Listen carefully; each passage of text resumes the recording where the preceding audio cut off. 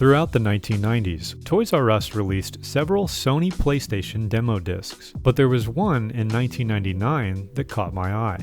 With some classic pop art on the cover and the unusual name Attack of the Killer Demos, I had to check it out. On this episode of Shook with Nostalgia, we'll be looking at one of the strangest demo collections on the PlayStation.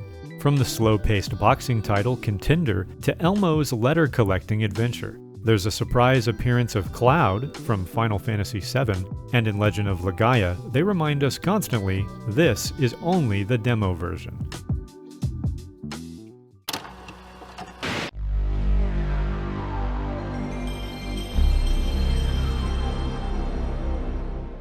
If you ever played any PlayStation demos in the 90s, like the famous Pizza Hut releases, you'll recognize right away they slapped the same techno beat onto the menu in this one that they used in those. Some of these discs have cool introduction sequences or commercials exclusive to the disc, but with Toys R Us, you're dropped right into a selection screen. Firing up Contender, you get a cool cutscene showing off the two stars of the demo, Lewis Hedges and Marvin the Tank Woods.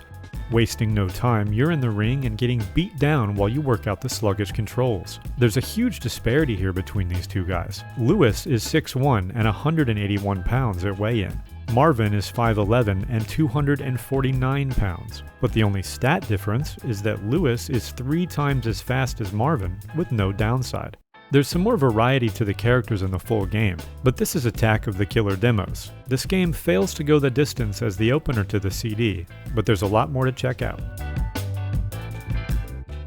The Legend of Legaia is a JRPG set in a world plagued by a strange and magical mist. When you fire it up, you'll get a cutscene about the creation of the game's universe. A cool preface for the tone of this game. You play as the blue-haired Vaughn, and the demo starts you in your home village of Rim Elm. You can walk around and talk to all kinds of people, with many of them having special dialogue options letting you know that they're only present in that location because you're in the demo version. I always appreciate moments like this where something's changed for the demo beyond just putting up invisible walls.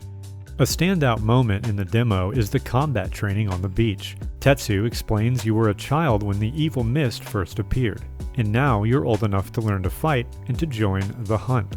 The combat doesn't get too deep in the demo, but what it does have is pretty cool. You select a combination of attacks, and then your character executes them in the order you selected.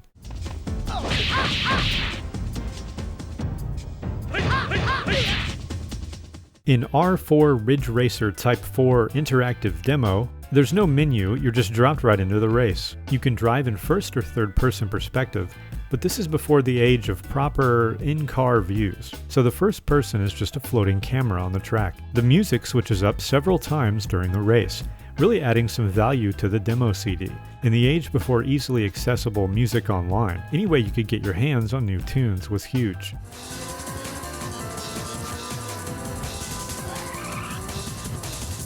In the fall of 1995, Xena Warrior Princess debuted on television. It quickly gathered a cult following, and 4 years later, Xena Warrior Princess the video game was released on the PlayStation. In this demo, you start out in front of a bridge, the start of the path to Valerian's castle. You fight your way up a trail riddled with nameless soldiers as Xena occasionally lets out her war cry. When you finally succumb to your wounds, you're shown a few screens showing off the features of the full game. There are 7 worlds with more than 20 levels of non-stop action, but as it's the demo version, you only see the one. Cool Borders 3 is a snowboarding game that originally released in the summer of 1998. Its appearance on Attack of the Killer Demos is a brief one. You're dropped into a downhill race with 3 other dudes, and the absolute highlight of this demo, and arguably the full game as well, is the fact that you can punch your fellow snowboarders. You can grind and do tricks off of jumps if you get the timing down, but the game is almost too realistic, and you can't pull off anything crazy like in the Tony Hawk series. At least, not in the demo version. Ehrgeiz is a 3D fighting game that is drenched in style. In this demo release of the game, it contains a different version of the opening sequence. It's got awesome high-energy music and some really fun animations. In the full release, the music would be slowed down significantly, and some of the shots are rearranged too.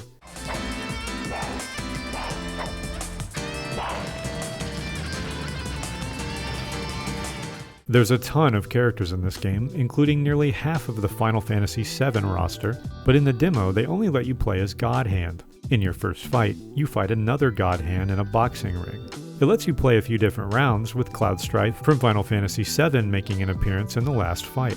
The demo also includes a mode called Battle Panel, whereas the instructions tell you, you place your panels on both sides of your opponent's panels to change to your color, but they don't actually give you the exact win condition. The game starts and you run around turning these tiles different colors.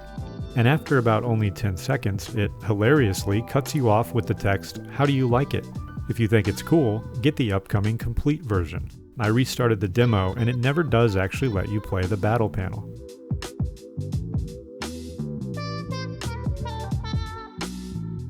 The last game on Attack of the Killer demos is Elmo's Letter Adventure. Big Bird puts you on a quest to pogo stick your way through an orchard, pulling ripe X's right off of the trees, while avoiding accidentally pulling off other letters. You also get to visit the Alphabet Farm, and once again you're collecting X's.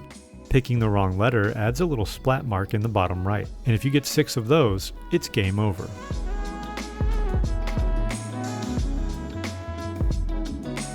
Attack of the Killer Demos is a fun, if disjointed mix of PlayStation games that no doubt sweetened the deal that was visiting a Toys R Us as a kid in the 90s.